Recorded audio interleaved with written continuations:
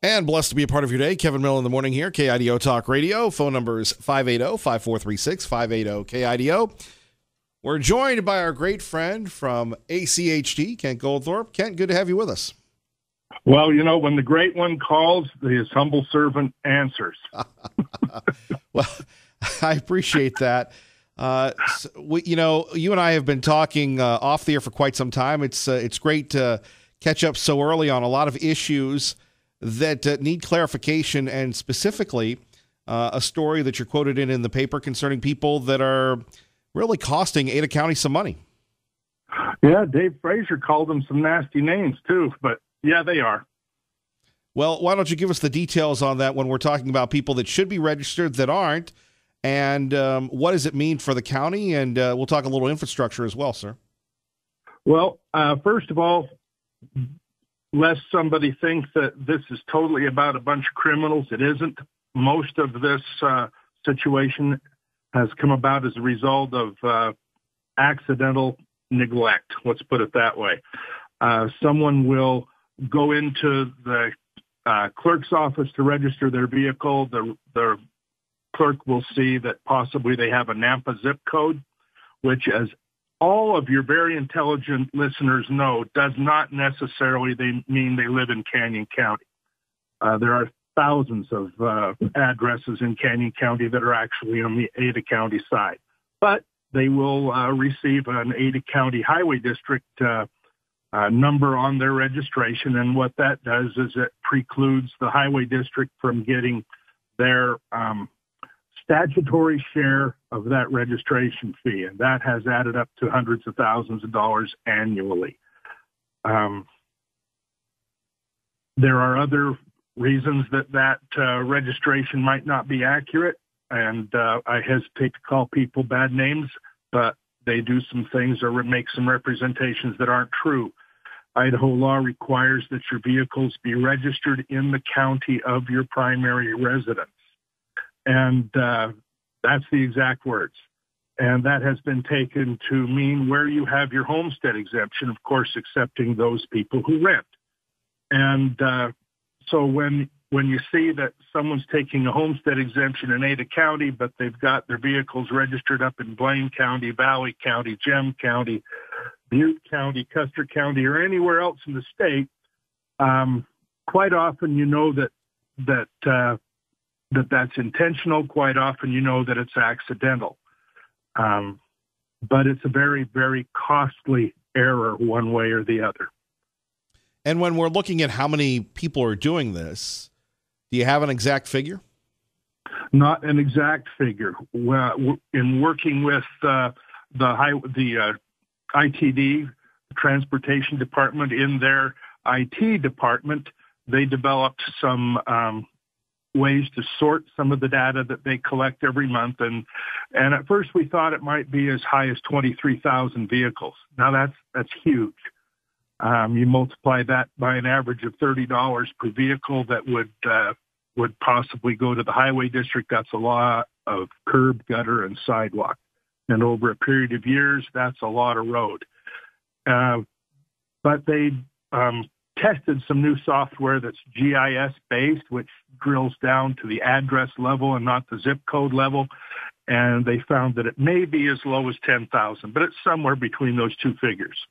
So really, people don't want to pay the Ada County rates, so they'll register in Valley County or other lower cost counties, and Ada County doesn't get the money, but you have people using the Ada County roads. That's true. But as I said at the very beginning, quite often it's just a mistake. And I gave the instance of folks that live along the county line that have a different zip code than you see normally in Ada County. Right on that Meridian-Nampa border. On the other hand, it could be deliberate. Yes, and it is in many cases. I was going to say, I would, of course, I'm a glass half empty kind of guy anyway. I would think it would be deliberate when you're thinking about not wanting to pay. What is the cost to the county? And when we're talking roads and infrastructure, which we seem to be under siege with the invasion of so many people coming in from all over the country. Yes, well, that's true. And if that incorrect highway district is placed there, you pay a much reduced registration fee for your vehicle. You do not have to test your vehicle for emissions in many cases, and you, of course, don't pay the mandated highway district fee. And you, in fact, get off scot-free that way. And as you know, I'm a fairly conservative guy. So my efforts as an elected official and employee, if you will, has been to trim down the size of government, make them operate as efficiently as humanly possible. And in this particular case, allowing folks to continue to avoid paying their fair share, if you will, for the use of the roads to the tune of many six-figure years is not very efficient. And so I've been the one that actually raised the flag, rang the alarm bell, if you will, and has been pursuing this pretty hard. Well, our great friend with us, Kent Goldthorpe, Ada County Highway District Commissioner, Executive Director of the Ada County Air Quality Board, which oversees most emissions tests in the county. And full disclosure, I'm a member of that board representing the city of Star. And air is very important, but you have some counties that don't require emissions testing. It's always a pain, but you get used to it because you want the air to be good, Kent, not only in Ada County, but Canyon County. What happens if we get lax on emissions? You know, in other states, you see this where you have the black smoke coming from out of the vehicles. I see it very, very rarely. In fact, when I do see it, it is rare in Ada County because of the emissions testing. It is. And the emissions test is there for only one reason, and that is to help ensure that we have good enough quality air to meet the federal standards. And there are those who don't emission test that should. There are those who, like me, want us to comply with the standards for clean air. I am someone who has dealt with respiratory disease since the day I was born. I personally have about 4 different prescription medications that on occasion I have to take to be able to breathe in our fine valley. We don't have bad air quality at all, only during times of inversion or fires. And we're in the fire season now, and you'll see some deterioration of our air quality. But one nice thing that people ought to know, especially your listeners who believe in smaller government or local control, is that the state of Idaho has actually done such an incredible job with air and water quality that the EPA has backed way off and allowed our Department of Environmental Quality to take the lead on virtually every issue related to air and water quality. I deal with water quality at the Highway District and air quality at the AQB. The AQB. We've got an issue from Ted who says, ask Kent why we don't take the money and move them from the roads and take care of the forests so we can have something to breathe during fire season. Because I like to stay out of jail. That would be illegal. Okay, fair enough. Now, according to this article in the newspaper, the Highway District is proposing a ballot measure that would allow county voters to increase the local fee to pay for road improvements. The fee would rise $70 for vehicles up to 2 years old, $63 for vehicles 3 to 6 years old, and $42 for older ones. Let's talk a little bit about that. No one really likes to pay more. How are you positioning this to the voters? Well, the amazing part, number one, Kevin, is that I am not making this change unilaterally. Sure. The only way that this will go up or this come to be is if the majority of the registered voters of Ada County desire it. We are faced with an ever-growing population in Ada County. It's growing much faster than anyone ever imagined. And in my neck of the woods, where I represent the citizens down here in southwest Ada County, everywhere south of the interstate, we're growing 4 times what the Compass planners projected we would. And there has been absolutely no way in the world we could have prepared for that. So those people who say you should have built the roads 5 lanes or whatever before you allowed for that developer to build that house, I'm sorry, that's just not realistic. But this money will go to safe routes for school, congestion management, some major projects, and to help prepare infrastructure for all forms of transportation, including the bicyclists, pedestrians. If we can, the safe routes for school, as an example, if we can make it so more kids can safely walk to school, their moms won't have to drive them. And that drive time is at the same time as what you might call the rush hour, coming and going each day. And that will, to a degree, help alleviate some of the congestion, especially around schools. Well, Kent, let's talk a little bit about the state of the roads in Ada County. You just talked a little bit about it. We talk about it quite a bit. You've got expansion going on everywhere, never mind in Canyon County where they're growing as well. But Ada County, you take a look at Cuna, you take a look at Star, you take a look at, Meridian as well. It's just booming and booming and booming. The fields are going away, replaced by subdivisions.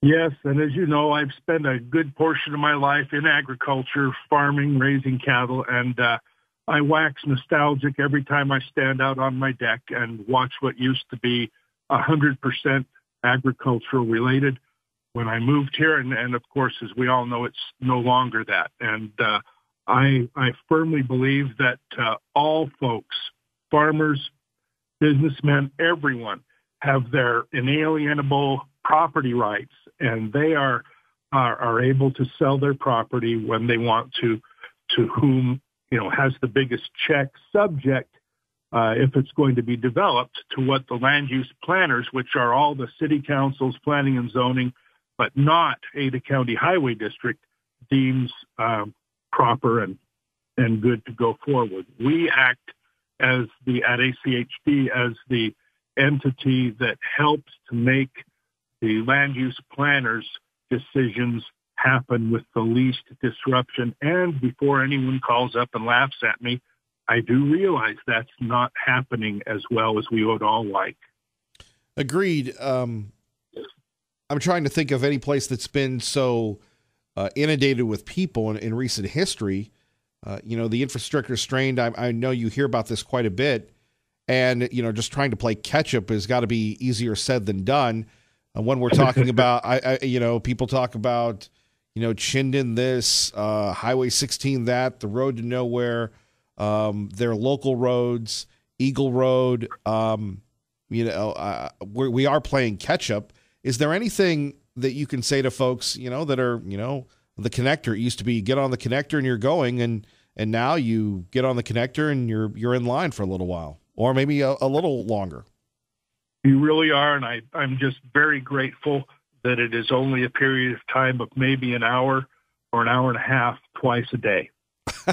Yeah. Well, it used to be 30 minutes, if that. Oh, stop whining. Yeah, I'm a great planner, Kevin, and I tell you, I'm grateful that I can do this.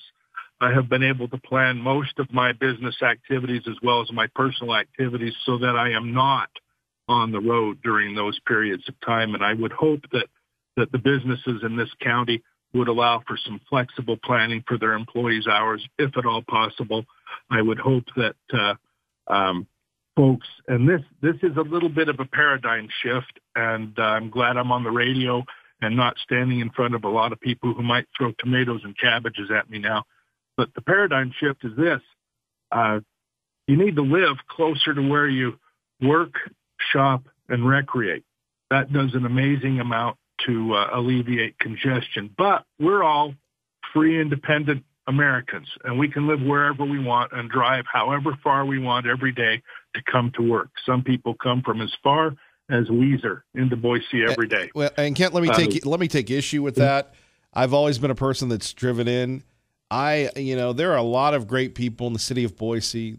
City of Boise gets all the love. I'm a Treasure Valley guy, and I like to drive in. And quite frankly, living in Boise is not affordable for a lot of us. Number one, and number two, the taxes are just insane. You want to live out on the range, whether it's in Emmett, whether it's in Horseshoe Bend.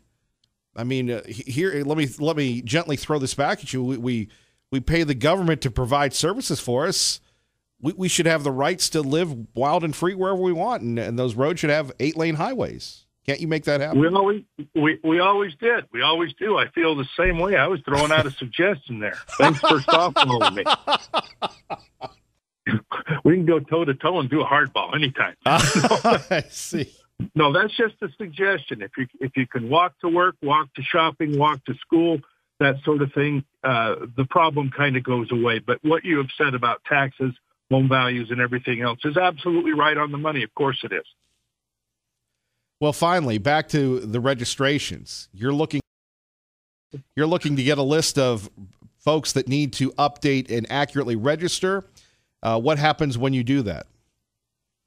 My staff and I will go over that, and we have to figure out, and my board, including you, Kevin, will be the deciding body as to whether or not we require those people who perhaps haven't ever tested their vehicles or haven't tested for many years will go out and immediately test their vehicles for emissions and be subject to everything that means. Immediately, all the highway districts will be changed. That won't impact a thing until your registrations come up for renewal, at which time you'll pay the accurate fee instead of whatever it is less than the accurate fee that you've been paying up till now. But it won't all happen immediately. It can't, because everybody's on some kind of a 2-year rotation for their registration. They are on a 2-year rotation for emission testing, but there is a possibility that we can play catch up on that. And finally, your thoughts, if you were betting at Jackpot or Vegas, that folks will vote to increase the registration fees? We did some very scientific polling as well as a public survey. Those numbers came out quite similar, which is astounding to me. But it showed that if we listen to the voters, listen to the public, and utilize those new funds for projects that the public thinks is important, then it should pass. And if we ignore the public, which is sometimes what bureaucracy is famous for, then it won't pass. My promise to you is I'll do every single thing I can to make sure that it is spent on projects that you, the public, want. Well, all I have to say to you is it's been years since I've walked anywhere, Kent Goldthorpe. We appreciate you, though, sir. I don't walk enough either. Thank you very much. Have a great day. You too. Bye now. Bye-bye. All right, Ada County Highway District Commissioner Kent Goldthorpe on people, not paying their registration fees, right? Your reaction next at 580-5436, 580-KIDO. And really, it comes down to registration. It comes down to planning. We're in a crisis when it comes to transportation. What are your thoughts on what we should do about it? Kevin Miller, KIDO Talk Radio. And blessed to be part of your day. Kevin Miller in the morning here. Phone numbers 580-5436. 580-KIDO. Looking at a couple issues here. Building on what we talked about with our great friend Kent Goldthorpe, the issue involving the future of Idaho, whether it's roads or bridges or farms. And you take a look at a story that we've covered for quite some time. Statesman's picked up stuff that we've been talking about. Farms vanishing fast in Meridian. Growth is pushing us out. For more than 2 decades, Gerald Flowers' family operated a dairy farm in rural Meridian. The farm on Ustick Road, just west of McDermott Road, lies at the western edge of Ada County. And then they talked about it years and years. Developers came by looking at those 95 acres, the property within eyeshot of the cheese factory in Nampa and Interstate 84. Could have been prime for housing development for people who might want the short commute. Apparently, they recently sold the farm, 90 acres of their land.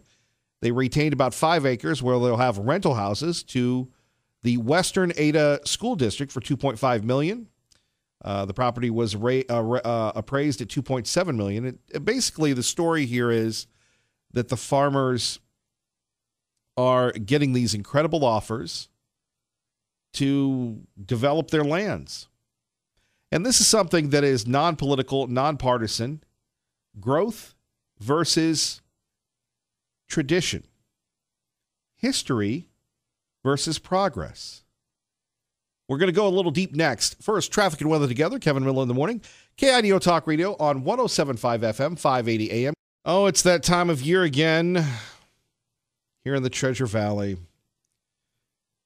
Buying homes, selling homes, roads, bridges. Well, not so much bridges, but you know what I'm talking about. The growth.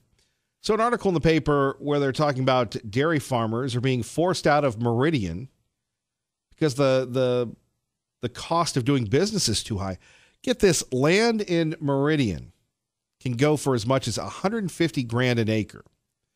In Parma, where production of hops and grapes has exploded, farmland sells between $7,500 and $11,000 an acre. More and more people, Cuna and Melba, in between there, land recently sold for $9,000 an acre.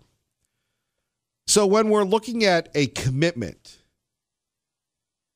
to our future, that future certainly includes the farmers, the ranchers, the dairy farmers, and everything else. Now, I can talk about people that work hard, and we do our very best to acknowledge them. Those that are up right now, whether you're working on the roads, can you imagine laying the asphalt right now? Or that crazy, the rocks with the chips right now? Everybody's mad at you. It's hot. It's hard work. It's miserable. You've got people driving too fast in your work zones.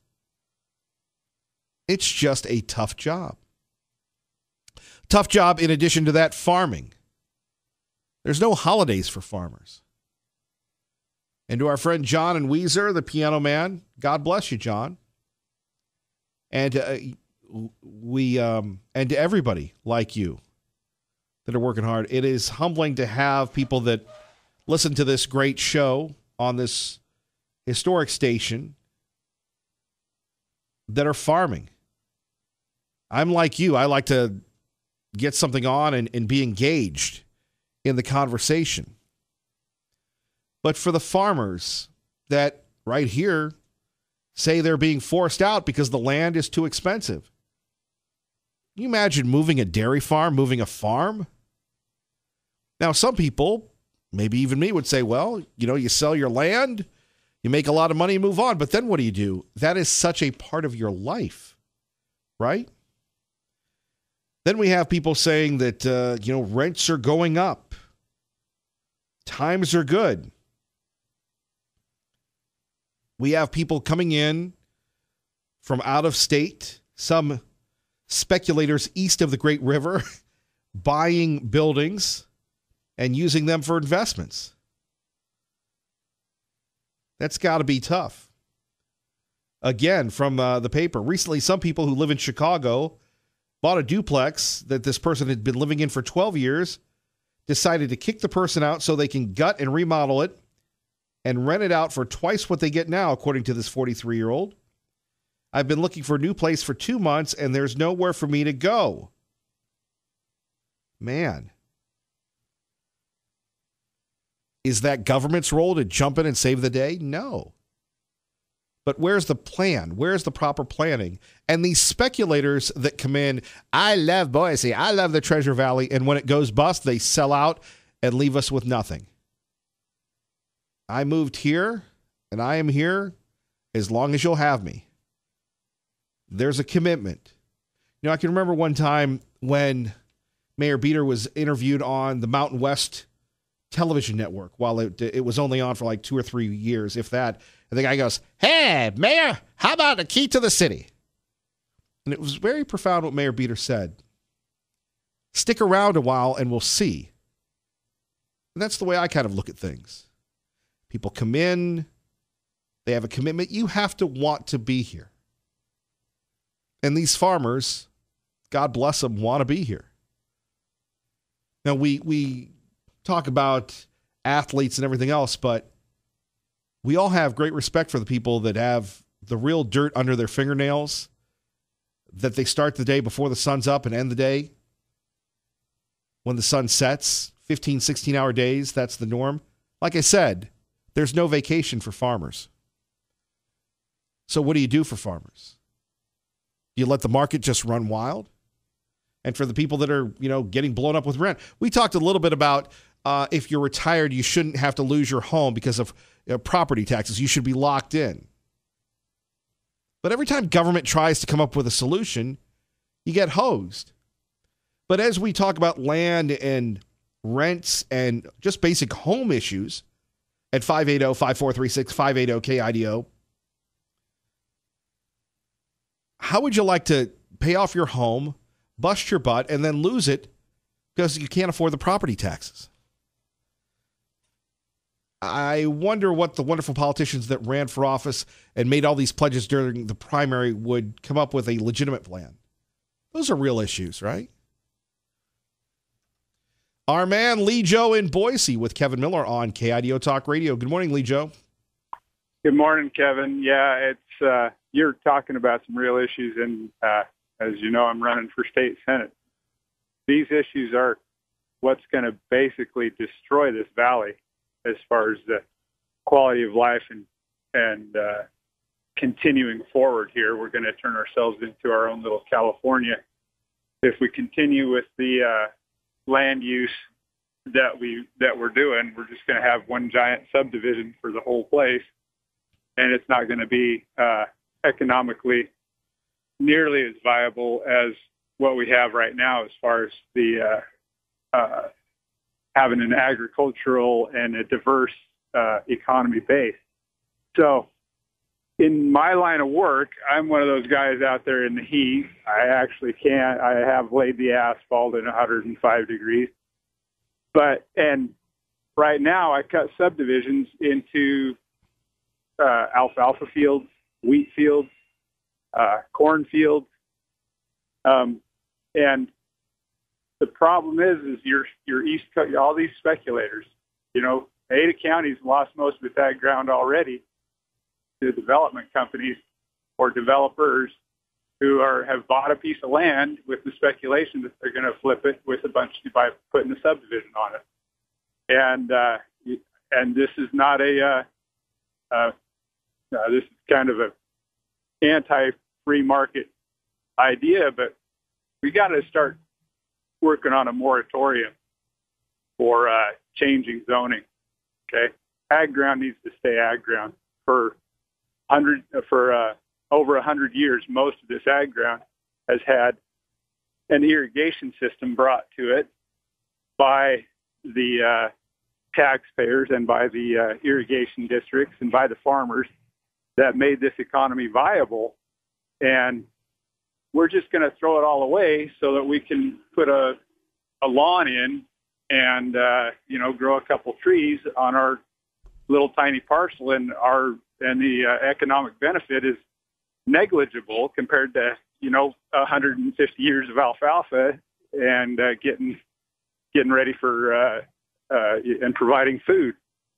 So with that zoning restriction, you got to talk about all this open ground we have. Okay.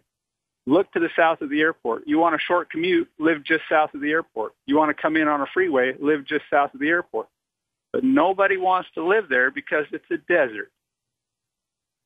And you can get water out there. We can find a way to get water out of a well.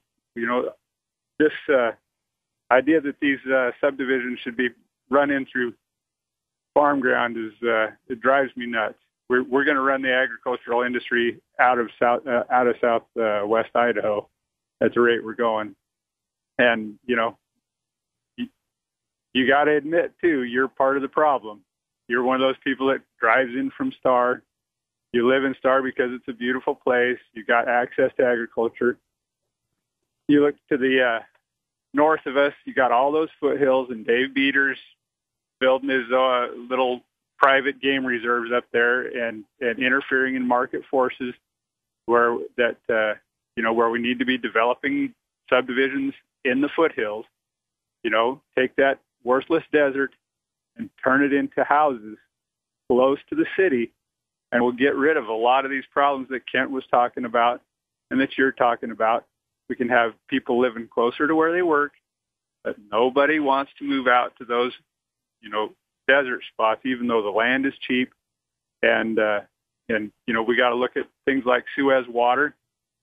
The reason nobody can live in Boise proper is because the price of water is like the price of oil, since we've got a foreign company with no appreciation for the local economy running the monopoly for drinking water and in there. All of it adds up to a catastrophe for the people that live in this valley. Lee Joe, thank you for the call. Thanks. Very heartfelt, very honest. I worry about us running out of water. Terry in Nampa, good morning. You're on KIDO Talk Radio. Hello, Terry. Good morning.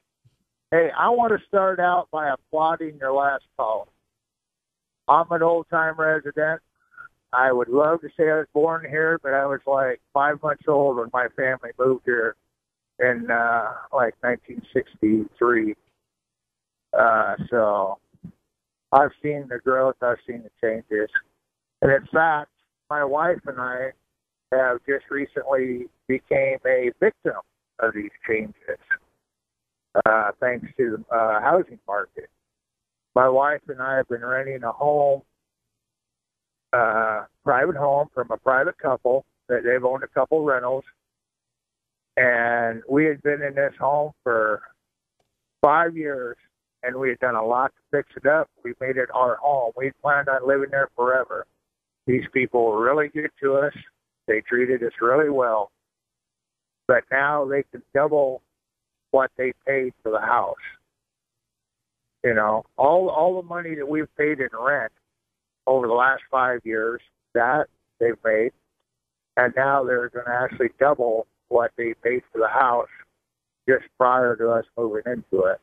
My wife and I are both disabled. We both live on a limited income, and now we're being forced to find us a place to live within the next month on disability. Look at the Craigslist, dude. Look in the paper. I can't afford the first month's last month's pet deposit and everything else. Me and my wife are becoming a victim of the growth of the valley here. You know, the first house I ever rented on my own was a 5-bedroom farmhouse over off of Victory and Eagle Road. I paid $500 a month for it, man. You couldn't catch something like that for less than $1,800 right now, or $2,000. So we're victims. See what I'm saying? I'm listening, Terry. Well, you know, just putting it out there, man. That, you know, all these developers, all the housing costs and everything going up, it hurts. You know, the older generation here, and those on disability. And I don't know. I'm not expecting anybody to give me any damn thing, but gee, many Christmas, brother.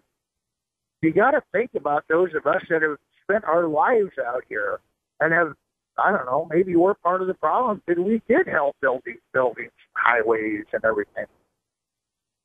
So maybe we're part of our own, catastrophe. But I don't know. I'm just putting it out there, brother. Well, you put it out there all the time. I hope it works out for you, Terry.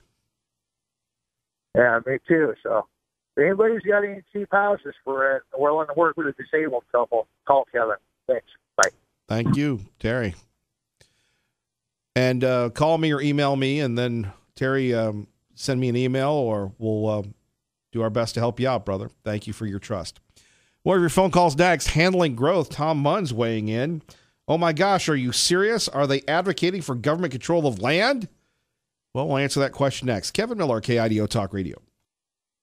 Blessed to be a part of your day. Kevin Miller in the morning, KIDO Talk Radio. Phone numbers 580-5436, 580-KIDO. Let's go to D in Boise with Kevin Miller. Good morning, D. Hello, D.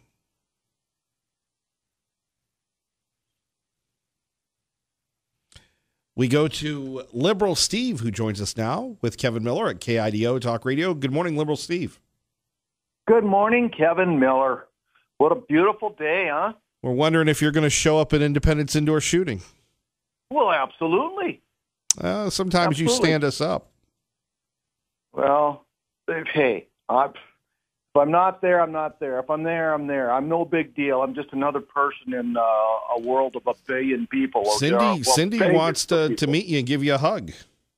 Oh, I love Cindy. She's okay. She's just a little. She's just Cindy. The farm thing. It's no big deal. We got lots of a big deal to Terry moments ago. And as far as dairy, name one person that couldn't go all their life without any dairy and be just fine. In fact, we got tons of people dying from diabetic because they put so much sugar in the dairy nowadays. A gallon of milk's got a ton of sugar in it, ice cream, you name it. Come on, we're all fat, we're all overweight, we're all obese. Now wait a minute, you're anti-milk? I'm not anti-milk. I'm just saying I don't drink milk. It sounds like you're anti-milk. Not anti-milk. What type of American? What type of true American is anti-milk? Milk was all around a long time before Americans were even in America. Native Americans weren't drinking milk. Come on, milk's no big deal. As far as the crops, you can grow crops anywhere. There's billions of acres. I mean, just the 2.5 acres I live on out here, I could probably turn it in and go into Canyon County and get a permit and pay millions of dollars and have it turned into a subdivision. What can you get on 1 acre? Probably 60 houses, 40 houses. Then you got to pave it. You got to put in the water. What we do need to look, and he said the desert, go south to the desert. I'm sorry, but Meridian's a desert. Try growing something at Meridian without water. Just try it. Well, try growing anything. Try growing anything without water. Yeah, at 100 degrees for weeks on end, without water. Come on, we live in the high desert, the North Desert. What I'm saying is, family farms have been chewed up. You lived on the East Coast, Kevin, when the steel industry got chewed up and gone. You and the furniture and your farmers were going from 800 acres to $3,000, $5,000 and Dow Jones on the mailbox. It's all been bought up. It's all big corp. Now I'm glad we're going to bring hemp in now. We're going to be able to grow hemp. And people, do you know that people can live on hemp? Human beings can live on hemp, and it's actually better for you than steak. It's got more protein, more calcium, more carbs. Did we lose Liberal Steve? He just dropped, huh? Must have been those desert lines. Let's go to Steve. Good morning. You're on KIDO Talk Radio with Kevin Miller. Hello, Steve. Hey, how you doing? I kind of feel like a celebrity following, Liberal Steve there. But, that guy Terry that called in that, is losing his house, I kind of have an idea, and this is kind of something that, doesn't get looked at a lot, is maybe move to the west end of the valley because housing's so much more affordable in, like, Fruitland, Nissa, Payette, or, like Council or Cambridge. Right. If you want to live farther out, you can. And you can do so cheaply. Yeah. It used to be Nampa and Caldwell, not anymore. Well, it's like I live just outside of Indian Valley in Mesa. It used to be an old apple orchard. And I drive to Nampa 5 days a week. But that's because I can't afford housing down there or childcare. So... Well, no, I think that's the way it is for most people. The challenge these days, Steve, is, we're moving farther and farther out. Well, we're kind of forced to because, because of the prices. And, I'm a state employee. So. Well, you make the big bucks. I wish. Me too, brother. Steve, I got to run, but thank you. All right. Have a good day. All right. Rolling along, blessed to be a part of your day. Kevin Miller on your home for Fox News on the radio. 107.5 FM, 580 AM, KIDO Talk Radio. Good morning.